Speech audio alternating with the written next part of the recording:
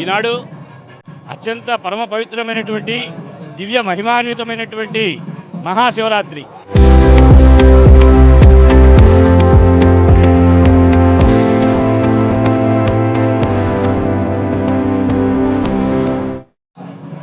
ఈ శివం అనేటటువంటి పదానికే శుభం, కళ్యాణం, భద్రం, శ్రేయస్సు అని చెప్పి శాస్త్రాల్లో విధమైనటువంటి అర్థాలు ఉన్నాయి. మరి ఈ అర్థాలు ఉన్నాయి కాబట్టి దీన్ని శివరాత్రి అన్నారు కాబట్టి శుభరాత్రే అనేటటువంటి సందేహం రావచ్చు. నిజంగా ఇది శుభరాత్రే.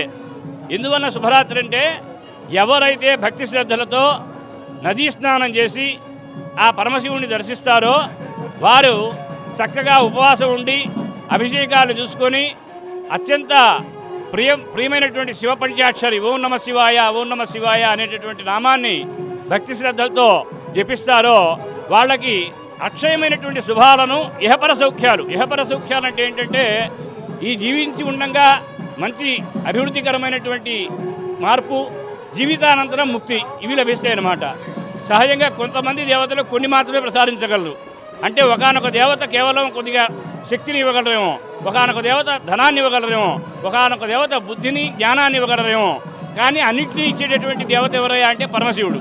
అట్టి పరమశివుడికి అత్యంత ప్రీతికరమైనటువంటి మహాశివరాత్రి నాడు దక్షిణ కాశీగా విరాజిల్లుతున్నటువంటి ఈ అమరావతి పుణ్యక్షేత్రాలకి పొద్దున్న నుంచి కూడాను తండోపతండాలుగా భక్తజనం వస్తున్నారు. దీని ఈనాడు ఆధునికంగా మనం అమరావతి అంటున్నాం, కానీ దీని యొక్క పురాణ నామం ఏమిటంటే అమరారామం. అమరులు అంటే దేవతలు, ఆరామం అంటే నివాసం.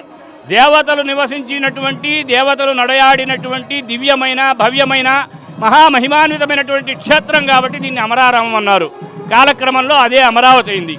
ఈ అమరావతి విశిష్టత ఏంటంటే మనకి కాశీలో ఉత్తరవాహినిగా గంగానది ప్రవహిస్తుంది, అలానే అమరావతిలో ఉత్తరవాహినిగా కృష్ణానది ప్రవహిస్తుంది. మనకి అనేక నదులు ఉంటాయి. ఆ నదుల్లో కేవలంగా వెళ్ళి స్నానం చేస్తే పుణ్యం లభిస్తుంది. కానీ కృష్ణానదికి ఉన్నటువంటి విశిష్టత ఏంటంటే నమామి సుకృత శ్రేణి తరంగిణీం యద్వీక్షణం కోటి జన్మ కృత దుష్కర్మ శిక్షణం. అంటే పరమ పవిత్రమైన భవ్యమైన దివ్యమైన మహామహిమాన్వితమైనటువంటి ఆ కృష్ణానది యొక్క తరంగాలు చూసి భక్తి శ్రద్ధలతో నమస్కరించుకుంటే చాలట కోటి జన్మల్లో చేసినటువంటి పాపాలన్నీ కూడాను పటాపంచలవుతాయట. ఇది ధర్మశాస్త్రాలు తెలియజేసినటువంటి విషయం.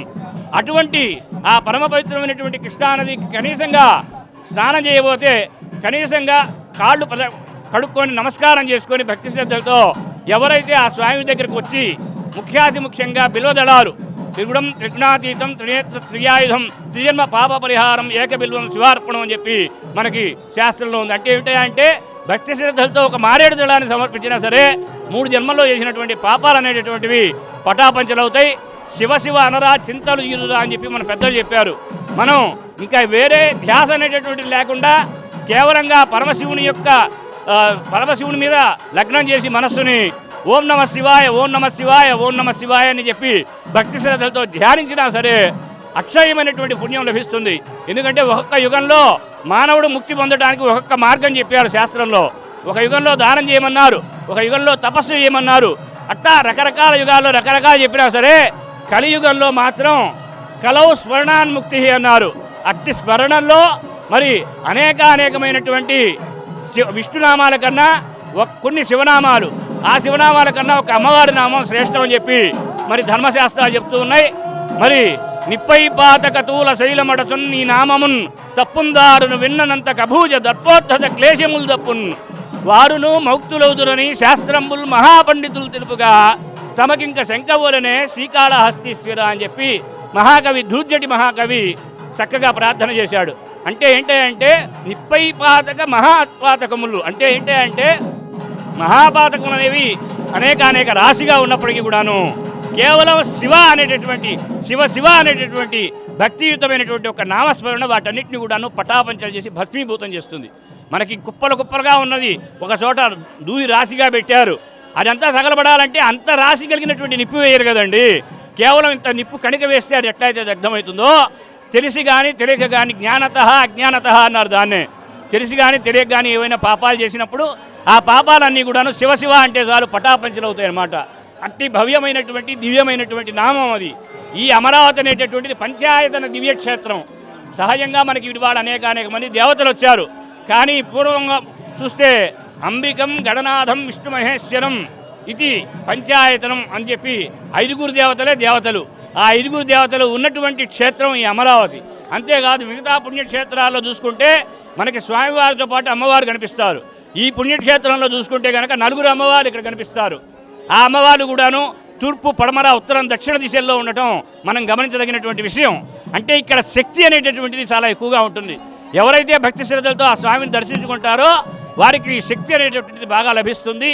అమరేశ్వర స్వామి వారు కూడాను తారకాసురుడు అనే రాక్షస సంహారం జరిగిన తర్వాత దేవతలకు అభయం ఇచ్చాట. ఏమైనా అభయం ఇచ్చాడా అంటే ఎవడైతే భక్తి శ్రద్ధలతో నన్ను పూజిస్తాడో వాడికి శత్రుబాధ నివారణ చేస్తాను అని చెప్పి.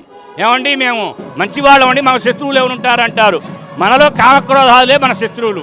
బయట శత్రువులు లేకపోయినా ఆ శత్రువులు జయించాలి అంటే ఆ అమరేశ్వరుని యొక్క పాదాలను ఆశ్రయిస్తే చాలు సర్వ శుభఫలితాలు కలుగుతాయంటలో ఏ విధమైనటువంటి అతిశయోక్తి లేదు.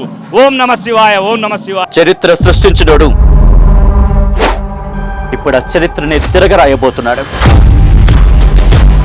అబద్ధాల గోడల్ని బద్దలు కొట్టి నిజాలను రాగా మీ ముందుంచబోతున్నాడు.